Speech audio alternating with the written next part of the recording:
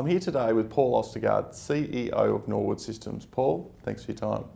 Afternoon, David. Great to be here. Can you explain a little bit about the Norwood business? Norwood's focused on over-the-top service applications, so that's delivering services over the top of high bandwidth networks that are going to smartphones. And it's, I think, one of the biggest trends in the telecommunications world at the moment, that we now have these very smart, very programmable devices that everyone uses, and very high bandwidth networks servicing them. And it's possible for service providers like ourselves to deliver new and novel service experiences that kind of compete with the existing operators' services, but also with other over-the-top players like Skype and Viber and WhatsApp. And our focus is on delivering the very best services we possibly can. And we launched our kind of key consumer app 8 months ago. It's now had 4 million downloads. It's generating nice revenues. It's performing really well in the market, and the result of that is that we're seeing a lot of unexpected opportunities emerge even from mobile operators. And how does the over-the-top concept work?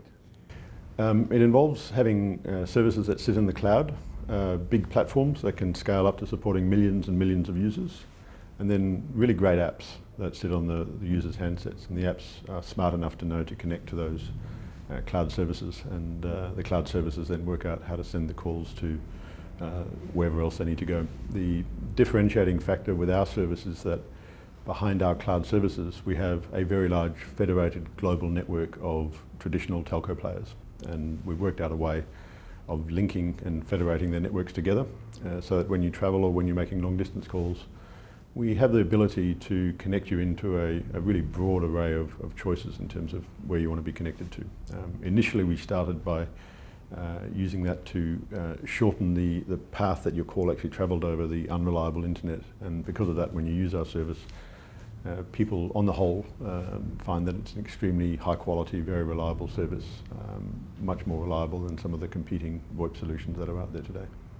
The global telecommunications space is very crowded and competitive. How does the Norwood product range differentiate and compete in that space? If you look at the App Store, you'll see maybe 100, 150 voice over IP apps sitting there, and they're all of varying quality. So firstly, at the front end, which is the most important to us, is the user experience. And we work hard, we slave away at it, we agonise over it in terms of improving our apps and improving that the end-to-end user experience is second to none. And I think it's not a bad focus for a company like ours if we want to try and eat out a space in the global telecommunications space. As you say, it's crowded. One way of succeeding in that is by delivering a really simply great product, and so we focus on that a lot. We also are becoming rapidly masters of digital marketing techniques in-house, and so we have a team that works constantly at how do we get to the customers, and we have at any point in time maybe 550 different advertisements running on Facebook, for example, plus a bunch of growth hacking things that we do on Twitter. That gets us very low cost of acquisition all around the world. Customers have downloaded our apps now, and we've got to them in something like 210 countries, 5,200 cities around the world.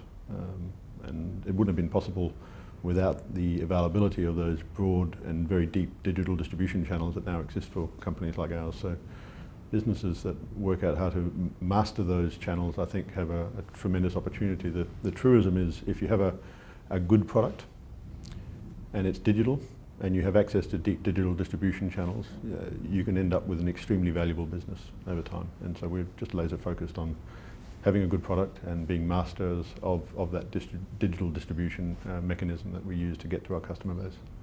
What are some of the key milestones the business has achieved since listing?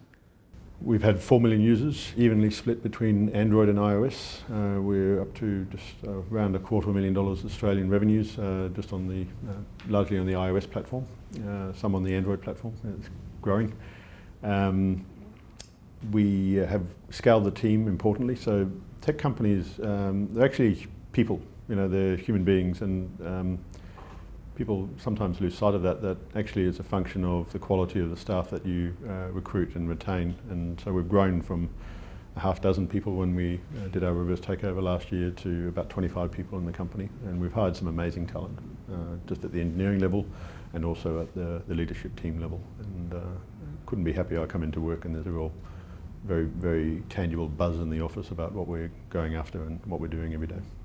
What are some of the goals and milestones you're looking for the next 6 or 12 months? So the key opportunity in front of us beyond our day-to-day acquiring customers through our own means is partnering with operators. So we've developed competencies in doing that at the back end.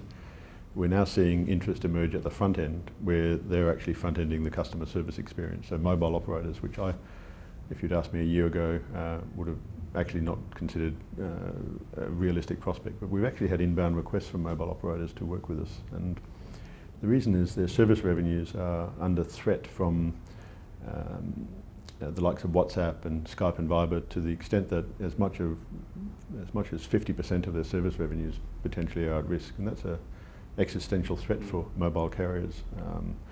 They have three choices. One is to sort of create innovative bundles where it's no longer transparent what you're paying per call. That works to some degree. They could try and get the regulators to sort of boot over-the-top players out of their jurisdictions. That doesn't really work.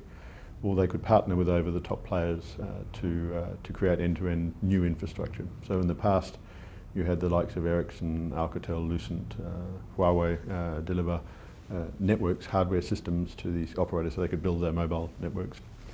I'm convinced in the modern world, and it's happening right now as we see it, that there's a new category of platform which is end-to-end service infrastructure for over-the-top players for these mobile operators, and we would like to own a big chunk of that. We're seeing immediate interest in what we're doing from these operators, and we have interest in 4 continents around the world at the moment. Announced one MOU, but we have a really healthy pipeline of other carriers in lots of other very interesting jurisdictions. To answer your question about milestones over the next 6 to 12 months, we would like to see a couple of these dialogues with these operators be consummated and move into an execution phase where we're starting to actually roll out services on their behalf. Paul, thanks for your time. Thank you. Cheers.